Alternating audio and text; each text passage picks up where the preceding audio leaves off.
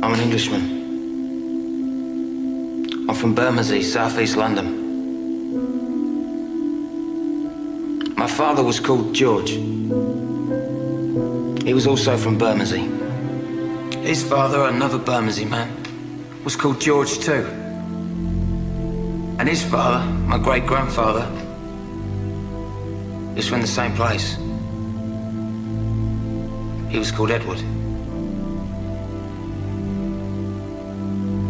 These 3 generations of my family were in the fish trade. I'm the first member of my family not to work at the market in Billingsgate. My great-grandfather had 11 brothers and sisters. They all married, except one. They had 43 children. Of these, 37 married. And between them, they had a further 159 children. One of those was my father. I don't know exactly how many of his generation married or exactly how many children they produced. I've so far tracked over 200 of them. Many still live in Bermondsey. Some are still in the fish trade. There are 7 called George and 5 called Victoria. I stand here in front of you as a representative of all of them. And I ask in their name the great question put by our patron, Mr. Powell. What do they know of England who only England know? Or, what can my family, who come from England, who lived in England, who know only England, say of this, our country? Mr. Powell once spoke of the destruction of ancient Athens and the miraculous survival in the blackened ruins of that city of the sacred olive tree, the symbol of Greece, their country. And he also spoke of us, the English, at the heart of a vanished empire, seeming to find within ourselves, like one of our own oak trees, the sap rising from our ancient roots. And he said, perhaps after all, we, who have inhabited this island fortress for an unbroken 1,000 years, brought up, as he said, within the sound of English birdsong, under the English oak, in the English meadow, beneath the red cross of St. George, it is us who know most of England. And I appreciated him for saying that,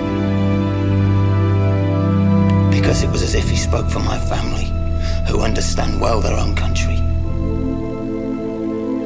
who understand even better their own capital, London town, as we used to call her. As we strolled in her parks, as we marveled at her palaces, as we did business in the city, went west for a dance, took a boat on the river. The pale ale and eel pie of old London. The London of my family, for as many generations as I know.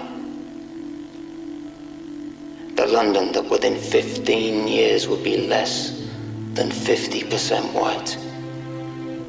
London where in 15 years, a white person will be in the minority. Am I racist? No. Do I have anything against people of other races? No. Would I prevent them from coming into my home? No. So what then is my gripe? My gripe. And I speak on behalf of 7 men called George and 5 women called Victoria. My gripe is quite simple. My gripe is that we were never asked.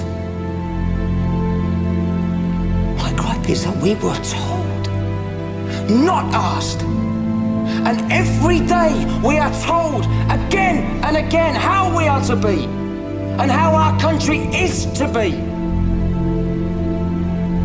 We're told by them, and we know who they are. They're English too. They're the class that has always set themselves apart. They're the class that has always taken whatever they wanted for themselves. And now they are the class that is giving England away.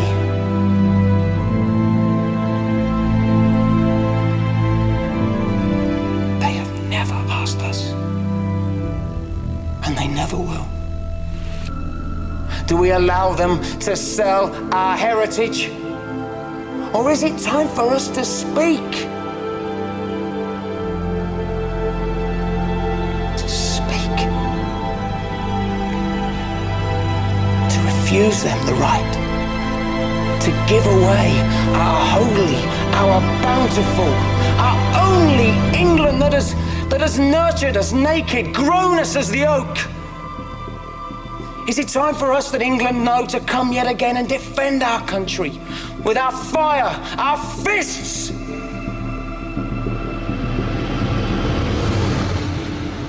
Is it time for our sons to rise again?